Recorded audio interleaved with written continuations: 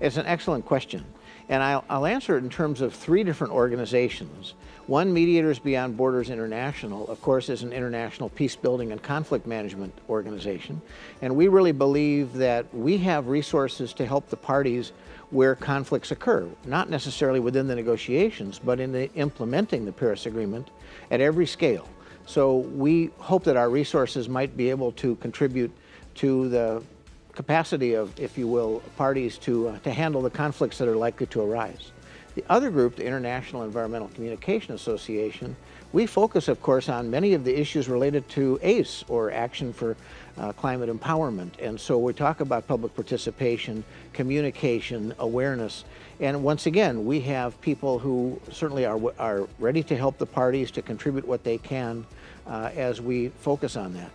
Then this third organization, which is very new, it's the Universities Network for Climate Capacity.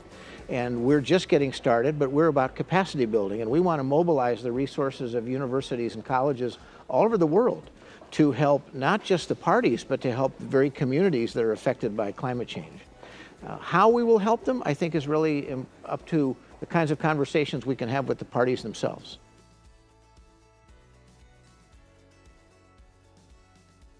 I think with the Universities Network for Climate Capacity, we are so new that I can't specify examples, but I can tell you about the potential.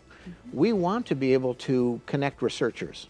So that imagine that we have a researcher at a university in a developing country. We'll say Bangladesh, we might say the Maldives, we might say Malawi, and that researcher could connect with maybe a university and a researcher at my university at Oregon State.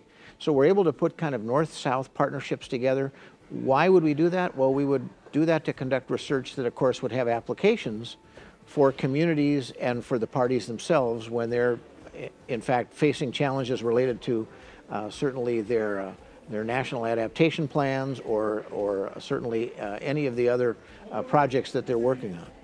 So that's something that we hope the UNCC can do. In the case of the other organizations, we hope that they get involved in the UNCC, particularly through a university connection, and so once again that we could help them.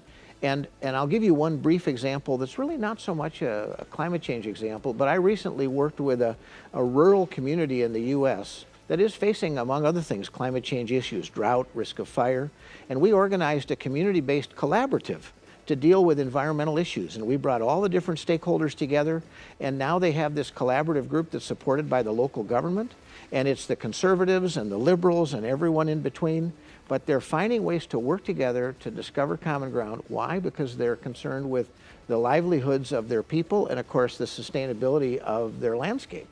And we think that these kinds of frameworks that deal with collaborative governance on the ground at the local level is something that we, through the UNCC, might be able to promote, as well as through my NGOs and other NGOs that are here.